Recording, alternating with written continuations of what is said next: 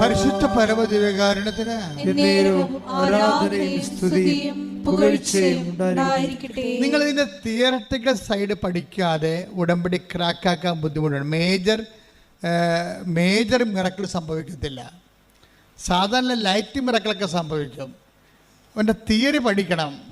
ഇപ്പം ഡ്രൈവർമാരെ നമ്മൾ എടുക്കത്തില്ലേ, ഡ്രൈവർമാരെടുക്കുമ്പോൾ എന്ത് പറയും, നിങ്ങൾ മെക്കാനിസ്റ്റ് ആണെന്ന് ചോദിക്കുക ആദ്യം. അയ്യോ മെക്കാനിസ്റ്റ് അല്ല. അപ്പോൾ അത് എൻ്റെ കൂടെ പണ്ട് ഞാൻ വഴി കിടക്കേണ്ടി വരുമല്ല, നിൻ്റെ കൂടെ നിൻ്റെ വീട്ടിൽ പോയി കളയാൻ പറയും ഇല്ലേ. ഡ്രൈവർമാരെ നമ്മുടെ ഏത് കമ്പനിക്കാരും ഡ്രൈവർ എടുക്കുമ്പോൾ എന്ത് ചോദിക്കും, നിങ്ങൾ മെക്കാനിസ്റ്റ് ആണെന്ന് ചോദിക്കും.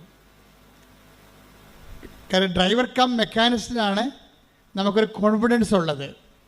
ഉടമ്പടി പഠിക്കുമ്പോൾ അതിൻ്റെ ഡ്രൈവറായാൽ മാത്രം പോരാ, അത് ചെയ്ത് അനുഷ്ഠിച്ച് ഓരോ കാര്യം അച്ഛനെ വിടുന്ന് പറഞ്ഞു വിടും, ഓരോ കാര്യം നിങ്ങൾ ചെയ്യും. നിങ്ങൾ ഡ്രൈവറാണ് അതിൻ്റെ, പക്ഷേ മെക്കാനിസ്റ്റ് അല്ല. ഉടമ്പടി എങ്ങനെ ക്രാക്കാക്കണം എന്നുള്ളതിൻ്റെ അതിൻ്റെ സൈദ്ധാന്തിക ലെവൽ അറിയണം. അതെന്താണ്? ക്രിസ്തു രഹസ്യങ്ങളുടെ ആഘോഷമാണ്. ക്രിസ്തു രഹസ്യം എന്ന് പറയുന്നത് എന്താണ്? ക്രിസ്തു എനിക്ക് വേണ്ടി പകരക്കാരനായി മരിച്ചു. പറഞ്ഞേ, ക്രിസ്തു എനിക്ക് വേണ്ടി പകരക്കാരനായി മരിച്ചു. എനിക്ക് ലഭിക്കുന്ന ഓരോ കുരിശിലും അവന്റെ നാമത്തോട് ഞാൻ ഐക്യദാർഢ്യം പ്രഖ്യാപിച്ചുകൊണ്ട് അവന്റെ മരണത്തെ ഞാൻ പ്രഖ്യാപിക്കുന്നു. എനിക്ക് ലഭിക്കുന്ന അനുദിന സങ്കടങ്ങളിലൂടെ അവന്റെ മരണത്തെ പ്രഖ്യാപിക്കുമ്പോൾ അങ്ങനെ മരണത്തെ പ്രഖ്യാപിക്കുന്നവർക്ക് അവനോടുകൂടി മരിക്കുന്നവർക്ക് അവന്റെ മരണം വാഗ്ദാനം ചെയ്യുന്ന അവനോടുകൂടിയുള്ള നിത്യജീവിതത്തെ ഞാൻ പ്രഖ്യാപിക്കുന്നു, പ്രത്യാശിക്കുന്നു. ശ്രുതികട ഹല്ലേലൂയ, ഹല്ലേലൂയ, ഹല്ലേലൂയ, ഹല്ലേലൂയ, ഹല്ലേലൂയ. യേശുവേ നന്ദി. ഹല്ലേലൂയ, ഹല്ലേലൂയ, ഹല്ലേലൂയ. നീ എനിക്ക് വേണ്ടി മരിക്കും. നീ എനിക്ക് വേണ്ടി ഉയർത്തി നിൽക്കും. നീ എനിക്ക് വേണ്ടി പാപപരിഹാരമാകും. കാര്യം നീ ക്രിസ്തുവാണ്. ഈ ക്രിസ്തു രഹസ്യത്തെ പ്രഖ്യാപിക്കുമ്പോൾ അത് പകുതിയോളം വെളിപാടാണ് പത്രോസിന്. അപ്പോൾ ഈശോ പറഞ്ഞിട്ടുണ്ട്, ശമയോൻ പറഞ്ഞു, flesh and blood that reveals to it is my father in heaven എന്ന് ഈശോ പറയുന്നുണ്ട്. എന്താ പറയുന്നത്? ഈ ഇത്രയും നീ ക്രിസ്തുവാണെന്ന് പറഞ്ഞ അത്രയും കാര്യങ്ങളില്ലേ, അത് നീ പഠിച്ചതല്ല, നിന്നെ പഠിപ്പിച്ചതാണ്. നീ അത് പഠിച്ചതല്ല, അത് നീ പഠിപ്പിച്ചതാണ്. ആരാണ്? എൻ്റെ സ്വർഗസ്ഥനായ പിതാവ്. ദൈവവേദനേ, നിന്നെ ക്രിസ്തുവിനെ പഠിക്കണമെന്നുണ്ടെങ്കിൽ നിനക്ക് ദൈവപിതാവിൻ്റെ സഹായം വേണ്ടി വരും. പ്രാർത്ഥിക്കുക, കർത്താവേ അങ്ങേ പിതാവിന്റെ സഹായത്താൽ പത്രോസിനെ പോലെ അങ്ങേ പഠിക്കാനുള്ള വെളിപാടിന്റെ ദൈവസ്നേഹത്താൽ എന്നെ അഭിഷേകം ചെയ്യണമേ. ശ്രദ്ധിക്കട്ടെ,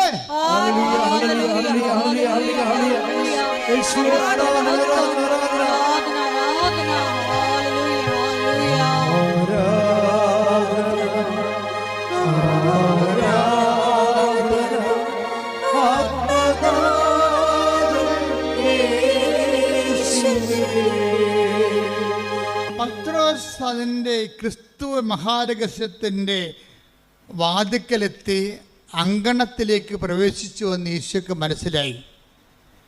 അപ്പോൾ പത്രോസ് പറയും, it is a flesh and blood that reveals you. ഇത് നിൻ്റെ മാംസവും രക്തവുമല്ല, നിൻ്റെ അറിവല്ല. അപ്പ നിന്നോട് പറഞ്ഞിട്ടുണ്ട് എന്നെക്കുറിച്ച്. Though now you got the pass. നിനക്ക് പ്രവേശന അനുമതി ലഭിച്ചു. എൻ്റെ ഭയങ്കര സംഭവം. ക്രിസ്തു ഉടനെ പത്രോസിനെ മനസ്സിലാക്കി. എന്താ പറഞ്ഞത്? ഇത് നിനക്ക് ഇതിൻ്റെ കഴിവില്ലെന്ന് എനിക്കറിയാം, നീ അത്രയും പഠിച്ചിട്ടില്ല എൻ്റെ രഹസ്യം. പക്ഷെ അപ്പ നിനക്ക് ക്രിസ്തു രഹസ്യത്തിൻ്റെ ഒരു സൗധങ്ങളിലേക്ക് പ്രവേശിക്കാൻ വേണ്ടി അപ്പ നിനക്ക് പ്രവേശന പാസ് തന്നിട്ടുണ്ട്. Now I know it. ഇപ്പം എനിക്ക് മനസ്സിലായി. ഇനി എനിക്ക് നിന്നോട് കുറച്ച് കാര്യം പറയാനുണ്ട്. നിന്നോടും നിന്നെപ്പോലെ കമാൻഡോയാകാൻ വേണ്ടി ദൈവം വിളിച്ചവരോടെല്ലാം പറയാം, നീ എന്നെയാണ് അനുഗമിക്കാൻ ആഗ്രഹിക്കുന്നുണ്ടെങ്കിൽ എന്തു ചെയ്യണം? ഫസ്റ്റ് ടൈം എന്തു ചെയ്യണം? സ്വയം പരിത്യജിക്കണം. നിൻ്റെ വിഷയങ്ങളല്ല. എങ്ങനെയാണ് പെട്ടെന്ന് ഉടമ്പടി ക്രാക്കാകണം നിങ്ങളോട് പറയണയാണ്. ക്രിസ്തു രഹസ്യത്തെ താത്വികമായിട്ടും സൈദ്ധാന്തികമായിട്ടും സൂക്ഷ്മതയോടെ പരിശോധിച്ചിട്ട് നിങ്ങൾ ഇംപ്ലിമെൻ്റ് ചെയ്യണം. എന്താണ്? ഇതിൻ്റെ അകത്ത് സ്വയം കണ്ടൻറ്റുകൾ ഉണ്ടാവും എപ്പോഴും. സ്വയം എന്ന് പറയാം തന്നെ ഈ സ്വയം എന്ന് പറയുമ്പോൾ എല്ലാ ഇൻറ്റൻഷനിലുള്ള സ്വയം നീ നോക്കിയെടുക്കണം. അതിനകത്ത് ക്രിസ്തുവിനെ കക്ഷിയാക്കണമെങ്കിൽ എന്താ മാർഗം? ഇത് എയർലിഫ്റ്റ് ചെയ്യണ്ടേ നിൻ്റെ നിയോഗങ്ങൾ? അതിന് ക്രിസ്തു കക്ഷിയാകണ്ടേ? അതിനകത്ത് സ്വയം ഉണ്ടാന്ന് നോക്കിയെടുക്കണം. ഇപ്പോൾ ഉദാഹരണം, നിനക്ക് കുട്ടിയെ വേണം, നിനക്ക് കുട്ടിയില്ല. കാര്യം 23 വർഷമാണ് മക്കളില്ലാത്തവരെ ഈ ആൾക്കാരെ ഒറ്റ ഉടമ്പടി കൊണ്ട് 90 ദിവസത്തിനുള്ള ഒരു പ്രഗ്നൻ്റ് ആയിട്ടുണ്ട്.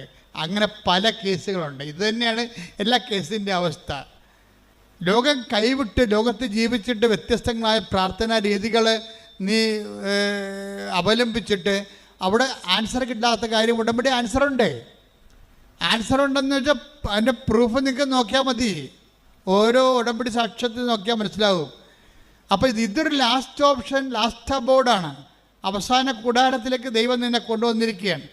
പക്ഷേ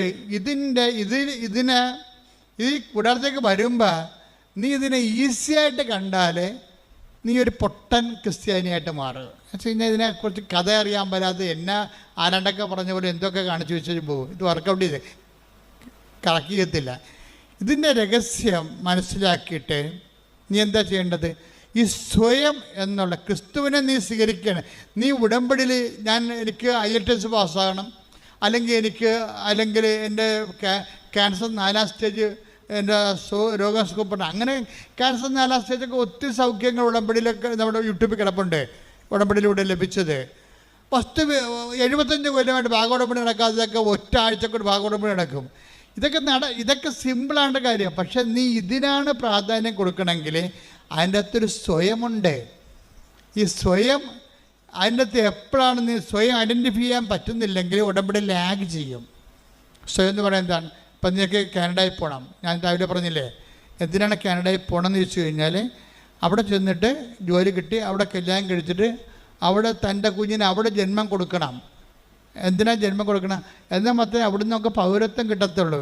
അതാണ് അതിൻ്റെ അകത്തുള്ള സ്വയം എന്ന് പറയുന്ന സാധനം. സ്വയം അതാണ്. സ്വയം അത് ദൈവഹിതത്തിന് വിടണം. മനസ്സിലായില്ലേ?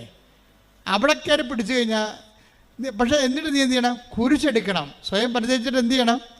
സ്വയം പരിചയിച്ചുകൊണ്ട് മാത്രമല്ല, അവിടെ ദൈവഹിതത്തിന് അത് എന്തും സംഭവിക്കട്ടെ, അത് കോംപ്രമൈസ്, അത് നീ ദൈവം എന്ത് തീരുമാനിക്കുന്നു അവിടെ ഒരു കോംപ്രമൈസ് ചെയ്യാൻ തയ്യാറാണെന്ന് ആദ്യമേ കൈപൊക്കി പറഞ്ഞേക്കണം. കർത്താവേ, ഇതാണ് എൻ്റെ സ്വയം, പക്ഷേ ഇതേ സമയത്ത് അറ്റ് എനി കോസ്റ്റ് പരിത്യജിക്കാൻ ഞാൻ തയ്യാറാണ് എന്ന് പറഞ്ഞ്, കർത്താവേ എന്റെ നിയോഗത്തിൽ എഴുതിയിരിക്കുന്നതാണ് എന്റെ സ്വയം. അത് നിന്നെ സ്വീകരിക്കാൻ വേണ്ടി ഏതൊത്തുതീർപ്പിനും ഞാൻ തയ്യാറാണ്. അപ്പൊ ഈ സ്വയം ക്രിസ്തുവിനെ സ്വീകരിക്കാൻ വേണ്ടി കുപ്പയായിട്ട് കരുതാൻ നമുക്ക് കഴിഞ്ഞാൽ ഇത് പെട്ടെന്ന് ലിഫ്റ്റാവും. എന്ന് വെച്ച് കഴിഞ്ഞാൽ പിന്നെ എന്ത് ചെയ്യണം? അതിൻ്റെ അകത്തൊരു ക്രോസ് കണ്ടൻറ്റ് നിങ്ങൾ ആഡ് ചെയ്യണം. ക്രോസ് കണ്ടൻറ്റ് എന്ന് പറയുന്നത് എന്താണ്? എന്നെ അനുഗമിക്കാൻ ആഗ്രഹിക്കുന്നവൻ സ്വയം പരിത്യജിക്കുക. പിന്നെ എന്താണ്? കുരിശമെടുത്തുകൊണ്ട് കൂടെ വരിക. അപ്പം അപ്പോഴാണ് ഈ ക്രിസ്തു എന്ന് പത്രോസ് പറഞ്ഞ സംഭവം ഇവനെ അവകാശമോഹരിമാക്കാനുള്ള സൊല്യൂഷൻസിൻ്റെ ഇക്വേഷൻസ് പറയുകയാണ് ഈശോ. എന്താണ്? അതിനൊന്ന് ക്രിസ്തുവിനെ സ്വീകരിക്കാൻ എന്ത് ചെയ്യണം? സ്വയം എന്നുള്ള സംഭവം എല്ലാത്തിൻ്റെ അകത്ത് സ്വയം ഉണ്ടാകും. ഇപ്പം നിനക്കൊരു കുഞ്ഞിനെ വേണം, ദാറ്റ്സ് ഓക്കെ, ന്യായമായ ആവശ്യമാണ്.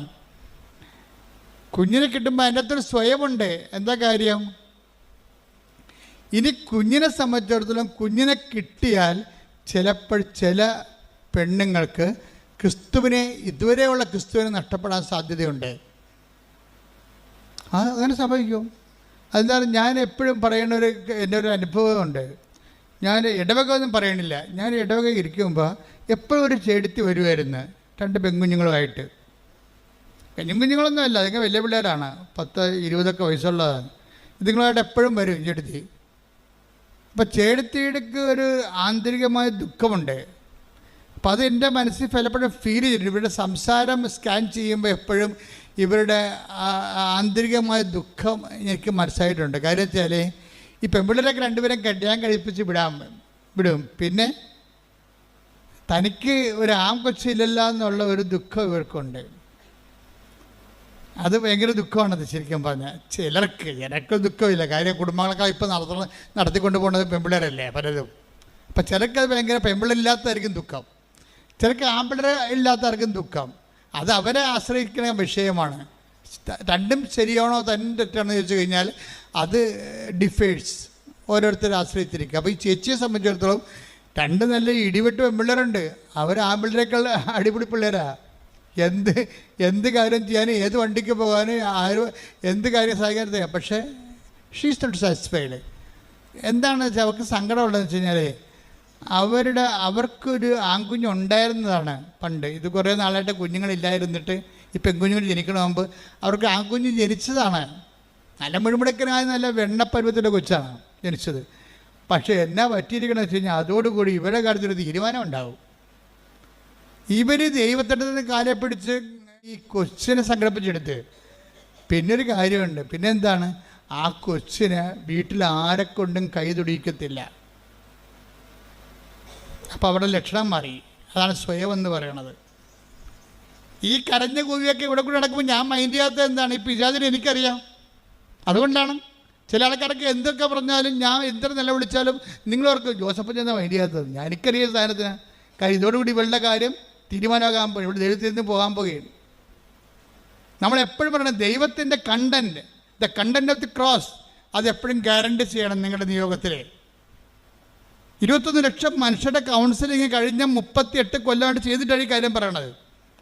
നിങ്ങളുടെ കണ്ടൻറ്റ് വൈസ് ഇപ്പോൾ ഇവർക്ക് ഈ ചേച്ചിക്ക് എന്താ സംഭവിച്ചിരിക്കണേ, ഈ ചേച്ചിക്ക് സംഭവിച്ചിരിക്കണേ ഇതാണ്. ഇവർ ഒരായുണ്ട് വീട്ടിൽ കുഞ്ഞിന്. ഈ 2 പെൺകുഞ്ഞുങ്ങൾ ജനിക്കണ മുമ്പ് ജനിച്ച കൊച്ചാണേ ആൺകുച്ച്. ഈ വീട്ടിൽ ഒരു ആയുണ്ട്. ആയ കുഞ്ഞു ഉറങ്ങി വരുമ്പോൾ ഇവർ ആദ്യത്തെ കുർബാന, ഈ ചേച്ചി ആദ്യത്തെ കുർബാനക്ക് വരും. ആദ്യത്തെ കുർബാനക്ക് വന്നിട്ട് ഇതാ ദൈവത്തിൻ്റെ കുഞ്ഞാടെന്ന് പറഞ്ഞ് അച്ഛൻ കുർബാന ഉയർത്തുമ്പോൾ തന്നെ ഇവർ മാഞ്ഞു പോകും. പള്ളിയിൽ നിന്ന് മായാവി പോണ പോലെ ചെടുത്ത് മാഞ്ഞു പോകും. എന്താ കാര്യം എന്നറിയാമോ, അവർക്ക് കൊച്ചുണരണ സമയം അറിയാം. കൊച്ചുണരണ സമയം അറിയാം. എന്താണ് കാര്യം, ഇതാണ് ടൈം. ഒരു 7:15 പരുവത്തിലെ ടൈമിനാണ് കൊച്ചു ഉണരണത്. ആ ഉണരുമ്പോൾ ആ പണ്ടാരം ആ കുഞ്ഞിനെ നോക്കാൻ നിർത്തിക്കണം. അവളെ കയറി അവനെ കൊച്ചിനെ എടുക്കും. വാവോ വാവോ എന്നൊക്കെ പറഞ്ഞുകൊണ്ട് നിലവിളിക്കുമ്പോൾ ആ കുഞ്ഞ് വിചാരിക്കും ഇവളാണ് അമ്മയെന്ന്. അപ്പം താൻ ഔട്ടാകാതിരിക്കാൻ വേണ്ടി കുഞ്ഞ് ഉടണ മുമ്പ് കർത്താവ് വിട്ടച്ച് ഇവൾ 4 കാലം വീണ് വീട്ടിൽ പോയി കുഞ്ഞിനെ എടുക്കും. കുഞ്ഞിനെ എടുക്കണ മുമ്പ് ഇവളെ കുഞ്ഞിനെ എടുക്കും. എത്ര കൊല്ലമായി, ഒരു 3/4 കൊല്ലത്തോളം ഇതന്നെ ഒരു കലാപരിപാടി. കുഞ്ഞിനെ പറ്റി ബാക്കി ആർക്ക്, അവളുടെ ഭർത്താവിന് വരെ അവിടുത്തെ വേലക്കാരത്തി ഭക്ഷണം കൊടുത്ത് അവൾക്കൊരു പ്രശ്നമില്ല. പക്ഷേ കുഞ്ഞിനെ കൊണ്ട് ഭക്ഷണം എടുപ്പിക്കത്തില്ല. ഇതാണ് സ്വയം എന്ന് പറഞ്ഞ സാധനം. പിടിയ അറ്റാച്ച്മെൻറ്റ് എന്ന് പറഞ്ഞ സംഭവം നിസ്സാരമല്ലേ. അത് വീട്ടുകാരോടായാലും ശരി, അമ്മയോടായാലും ശരി, അപ്പനോടായാലും ശരി, അതായത് ക്രിസ്തുവിനെ നിർത്തിക്കൊണ്ട് വേറൊരു അറ്റാച്ച്മെൻറ്റിന് നമ്മൾ തയ്യാറായ പിന്നെ ക്രിസ്തുവിനെ നിങ്ങൾ അവിടെ നോക്കേണ്ട കാര്യമില്ല. അതെപ്പോഴും നമ്മൾ ശ്രദ്ധിച്ചേക്കണം. ഇത് വളരെ വളരെ ബുദ്ധിപൂർവ്വം അവധാനതയോടുകൂടി ശാസ്ത്രീയമായി ആധ്യാത്മിക ശാസ്ത്രമനുസരിച്ച് സൂക്ഷ്മതയോടെ പഠിച്ച് കൈകാര്യം ചെയ്യേണ്ട വിഷയമാണ്. എന്താ അത് ഈ എല്ലാ വിഷയവും അങ്ങനെ വരും. ഇപ്പം നിങ്ങൾ കല്യാണം കഴിച്ചു, അപ്പോൾ നിങ്ങൾക്ക് കുഞ്ഞ് കഴിക്കണം, അല്ലെങ്കിൽ ഒരു ഭർത്താവ്. അപ്പോൾ നിങ്ങൾക്ക് ഭർത്താവിനൊക്കെ സങ്കല്പമുണ്ട്, ഭർത്താവിനെ ഞാൻ അങ്ങനെ സ്നേഹിക്കും, ഭർത്താവിനെ ഇങ്ങനെ സ്നേഹിക്കും, ഇങ്ങനെ ഓരോ സങ്കല്പങ്ങളുണ്ടാക്കി എടുക്കും. നിങ്ങൾക്ക് വീട് വേണം, വീട് വെച്ചതിന് ശേഷം നിങ്ങൾക്ക് അവിടെ ഡ്രോയിങ് റൂം വേണം, വർക്ക് ഏരിയ വേണം, വർക്ക് ഏരിയയിൽ ഒരു കബോർഡ് വേണം. അതിനെല്ലാം നിങ്ങൾക്ക് ഐഡിയ. വീട് വെക്കാൻ നേരത്ത് ദൈവത്തെക്കുറിച്ച് നിങ്ങൾ ചിന്തിക്കുന്നതിനേക്കാൾ കൂടുതലാണ് നിങ്ങളുടെ കിച്ചൻ്റെ വർക്ക് ഏരിയയെക്കുറിച്ച് നിങ്ങൾ ചിന്തിക്കണത്. അത് ദൈവത്തെ അറിയാമല്ലോ. അതല്ലേ പ്രശ്നം.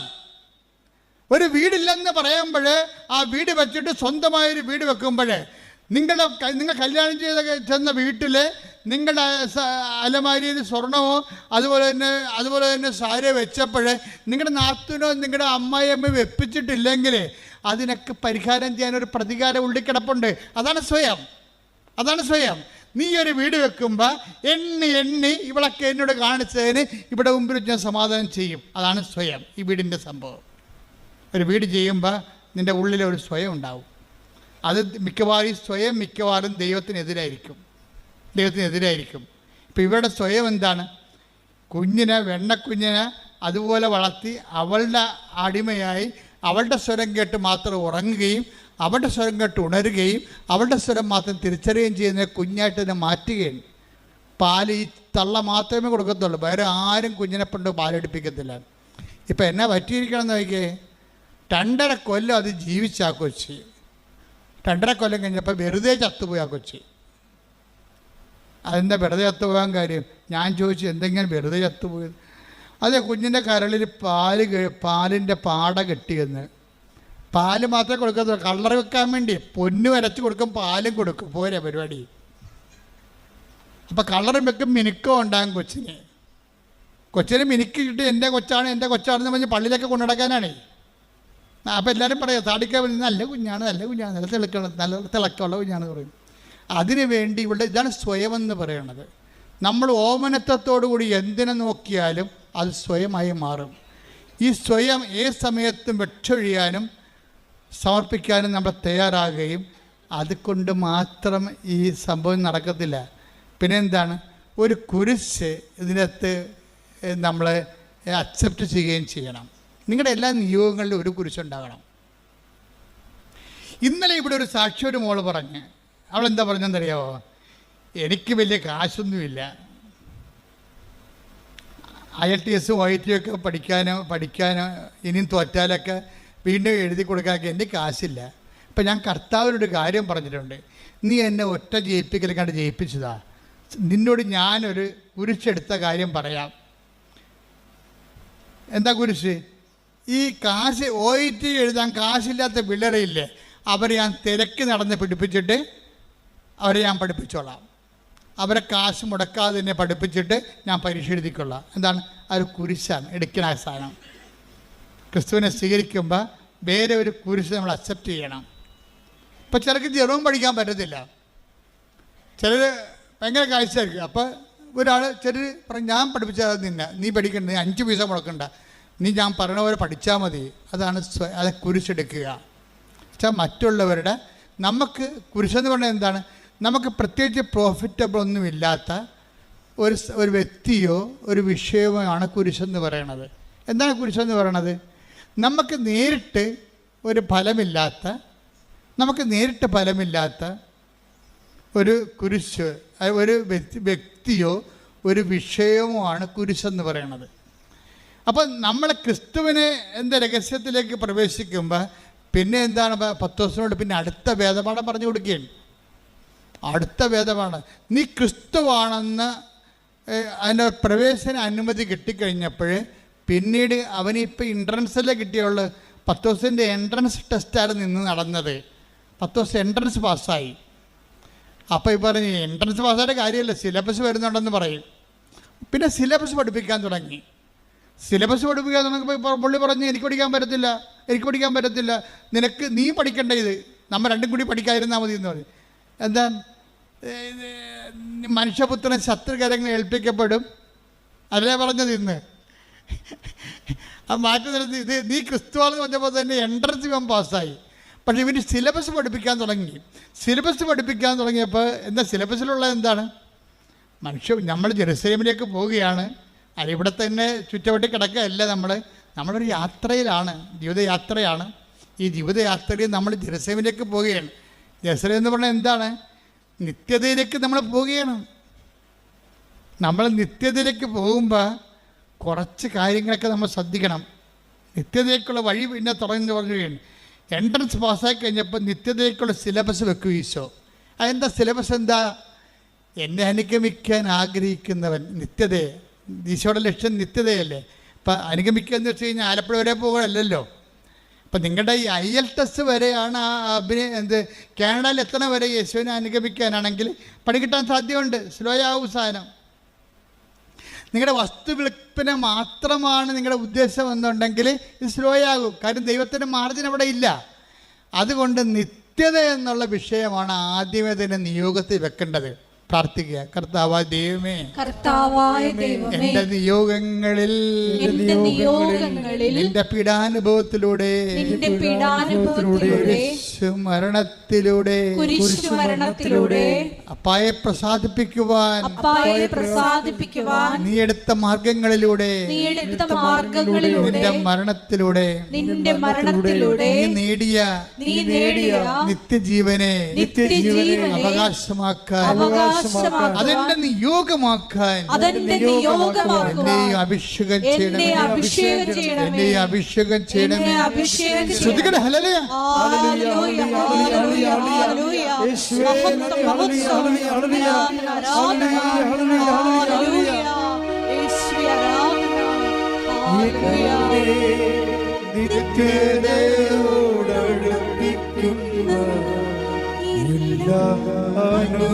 അനുഭവങ്ങൾക്കും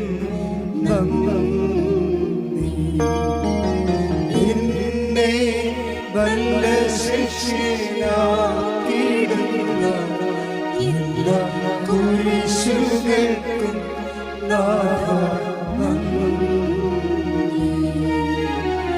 എന്നെ നിത്യതയോടടുപ്പിക്കുന്ന എല്ലാ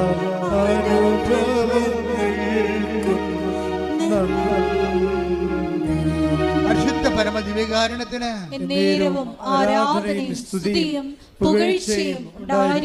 അപ്പൊ കർത്താവിന്റെ പാഠശാലയിലെ നിത്യതയുടെ സിലബസ് ആരംഭിക്കുകയാണ്. ഒന്നാം പാഠം എന്താണ്? നമ്മൾ ജെറുസലേമിലേക്ക് പോവുകയാണ്. ആദ്യം തന്നെ ലക്ഷ്യം ഫിക്സ് ചെയ്യാൻ പറയും. നിന്റെ IELTS, നിന്റെ കാനഡ, നിന്റെ അമേരിക്ക, നിന്റെ ന്യൂസിലൻഡ് അല്ല. അത് ആലപ്പുഴ വരെ പോണ പോലെ ഇരിക്കും. അതല്ല, നിന്റെ നിത്യത ആദ്യം നിന്റെ നിയോഗമാക്കാൻ പറയും. പ്രാർത്ഥിക്കുക. കർത്താവേ, അങ്ങയുമായിട്ടുള്ള എന്റെ ഉടമ്പടിയില് എന്റെ നിത്യത നിയോഗമാക്കാൻ എനിക്ക് അന്തർജ്ഞാനം നൽകണമേ.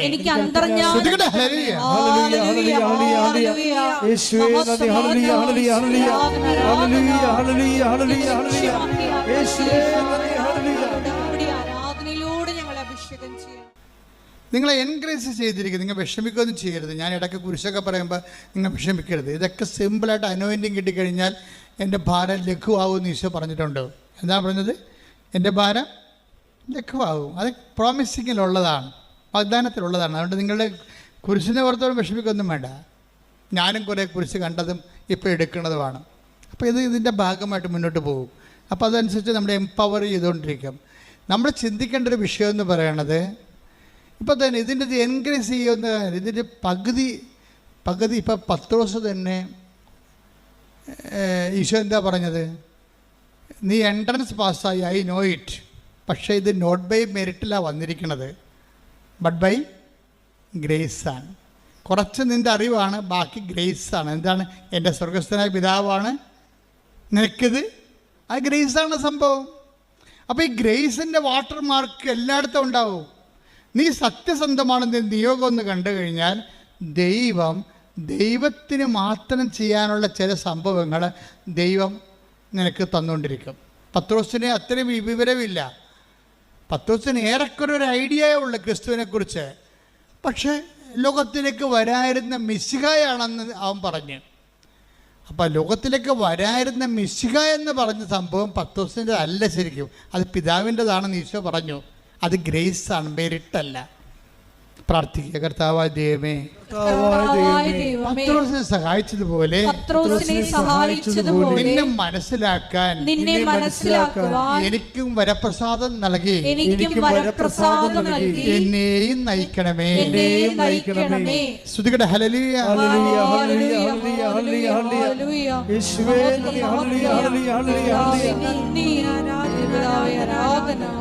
ഇനി നമ്മുടെ യാത്ര ഇത്തിരി ദൂരമുണ്ട്. അതാണ് we are going to Jerusalem. എന്ത് ജെറുസലേമാണ്? സ്വർഗീയ ജെറുസലേമാണ്. ആ സ്വർഗീയ ജെറുസലേമേക്കുള്ള നിത്യതയിലേക്കുള്ള യാത്രയാണ്. അതിന് നീ എക്വിപ്ഡാണെന്ന് ചോദിക്കും. എന്താണ്? എന്നെ അനുഗമിക്കേണ്ടി വരും.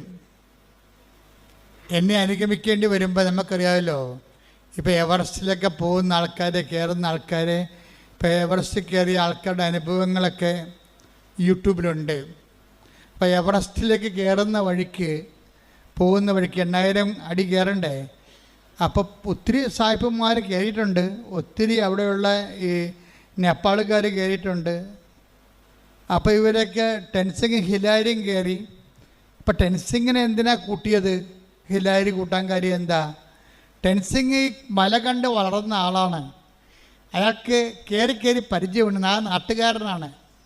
ഇപ്പം കടലിൽ പോകുമ്പോൾ മത്സ്യത്തൊഴിലാളിനെ കൊണ്ടല്ലേ പോകാൻ പറ്റത്തുള്ളൂ. കടലിൽ അല്ലാതെ പുസ്തകം നോക്കി കടൽ നീന്തി പഠിച്ച ആൾക്കാരെ കൊണ്ടുപോകാൻ ടെക്സ്റ്റ് ബുക്കിൽ കൊണ്ടുപോകാൻ പറ്റത്തില്ലല്ലോ. അപ്പം അതുകൊണ്ട് ടെൻസിങ്ങിനെ കൂട്ടിയാണ് ഹിലാരി പോണത്. പക്ഷേ ഹിലാരി പോണ വഴിക്കെല്ലാം നേരത്തെ കയറിയ ആൾക്കാർ മരിച്ചു കിടപ്പുണ്ട്. ഇടക്കിടക്ക് അസ്ഥിക്ക് വജ്രാട് കിടപ്പുണ്ട്. ചിലത് അഴുകിയിട്ട് പൊടിയില്ല. എവറസ്റ്റിൻ്റെ കൊടുമുടിയിലേക്കുള്ള യാത്രയിൽ അഴുകാത്ത ശരീരങ്ങൾ ഹിമാലയത്തിൻ്റെ സ്റ്റെപ്പുകളിൽ കിടപ്പുണ്ട്. എന്താ കാര്യം? നല്ല തണുപ്പാ.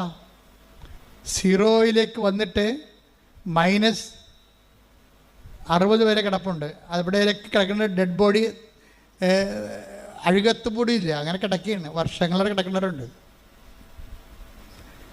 ഈ യാത്രയിൽ മുന്നോട്ട് പോകുമ്പോൾ ഇടക്ക് വെച്ച് ചില സമയത്ത് ഹോൾട്ടാകാൻ സാധ്യതയുണ്ട്, പരിചയമില്ലെങ്കിൽ. അപ്പം സായിപ്പന്മാരാണെങ്കിൽ പോലും ഓക്സിജനൊക്കെ കൊണ്ടല്ലേ, ഒരു ടൈം കഴിഞ്ഞാൽ പിന്നെ ഓക്സിജൻ വേണം. ഒരു 10,000-3000 അടി കഴിഞ്ഞാൽ പിന്നെ ഓക്സിജൻ ഇല്ല അവിടെ, പിന്നെ ഓക്സിജൻ വേണം. അപ്പോൾ വലിയൊരു യാത്രയ്ക്ക്, നിത്യതയ്ക്കുള്ള യാത്രയ്ക്ക് ഇടയ്ക്ക് ഓക്സിജൻ എടുക്കാൻ പറയും. അതിനാണ് ഈ കുരിശെന്ന് പറയുന്നത്. ഓക്സിജനാണ് ശരിക്കും പറഞ്ഞത്. കർത്താവ് വളരെ കാര്യം, കർത്താവിനെ നിത്യതയിൽ എത്തിച്ച് ദൈവത്തിന് പ്രസാദം വാങ്ങിച്ചതിൻ്റെ പിന്നിൽ ഈ പ്രാണവായു എന്ന് പറഞ്ഞ കുരിശുണ്ട്. കുരിശിൻ്റെ ഒരു ക്രിസ്തീയതയുടെ ഒരു പ്രാണനും പ്രാണവായുവുമാണ് കുരിശ്. പ്രാർത്ഥിക്കുക, കർത്താവായ ദൈവമേ, കുരിശിനെ നിഷേധത്തിൽ കാണാതെ നിത്യത പ്രാപിക്കാനുള്ള പ്രാണവായുവായി മനസ്സിലാക്കുവാൻ എനിക്ക് അഭിഷേകം നൽകണമേ. ശ്രദ്ധിക്കട്ടെ.